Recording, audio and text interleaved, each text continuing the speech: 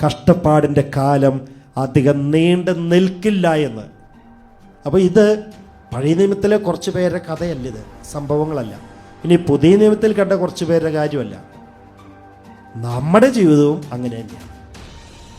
നമ്മുടെ ജീവിതത്തിൻ്റെ കാര്യം അങ്ങനെയാണ്. ഇനി നമ്മുടെയൊക്കെ ഇതുവരെയുള്ള ജീവിതം നോക്കി, സാമ്പത്തികമായിട്ട് എത്രയോ അധികം പേര് കഷ്ടപ്പാടിലൂടെ പോയിട്ടുണ്ട്. ഇഷ്ടം പോലെ പേര്. ഈ നമ്മളൊക്കെ ചെറുപ്പമായിരുന്നപ്പോൾ നല്ലോണം ഒന്ന് ഭക്ഷണം കഴിക്കാൻ പോലും ഇല്ലാതെ വിഷമിച്ചിട്ടുള്ള എത്ര പേരുണ്ട്.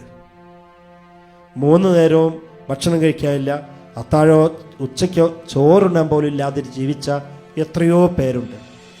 പക്ഷെ ആ കഷ്ടപ്പാടിൻ്റെ നാൾ അധികകാലം നീണ്ടുപോയില്ല.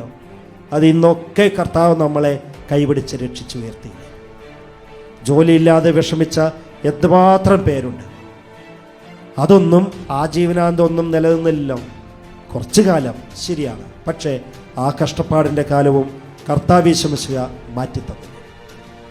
മക്കളില്ലാത്ത ദമ്പതികളുടെ നീണ്ട പരമ്പരയുണ്ടായിട്ടും എത്രയോ അധികം പേരാൾക്കാണ് ഈശോ ഈ കാലയളവിൽ കുഞ്ഞുങ്ങളെ കൊടുത്ത് അനുഗ്രഹിച്ചത്.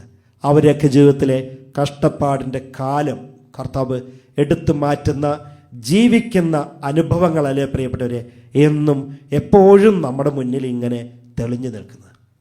അതുകൊണ്ടാണ് ഇന്ന് നമ്മൾ മനസ്സിലാക്കേണ്ടത്, കഷ്ടപ്പാടിൻ്റെ കണ്ണുനീരിൻ്റെ കാലങ്ങൾ അധികകാലം നീണ്ടു നിൽക്കില്ല.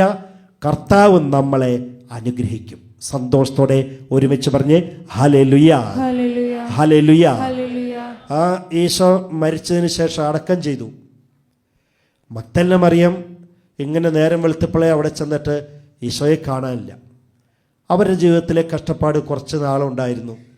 ഇങ്ങനെ ഈശോയെ പിടിച്ച് മർദ്ദിച്ച് ഇങ്ങനെ കുഴിച്ചെടുത്ത് പിന്നെ കണ്ടുമുട്ടുന്നവരെ. പക്ഷേ അധികകാലം നീണ്ടില്ല. കഷ്ടപ്പാടിൻ്റെ കാലങ്ങൾ അധികകാലം നീണ്ടില്ല. ഉയർത്തെഴുന്നേറ്റ് ആദ്യം തന്നെ കർത്താവ് യേശുമിശിഹ മഗ്ദലന മറിയത്തിന് പ്രത്യക്ഷപ്പെട്ടു.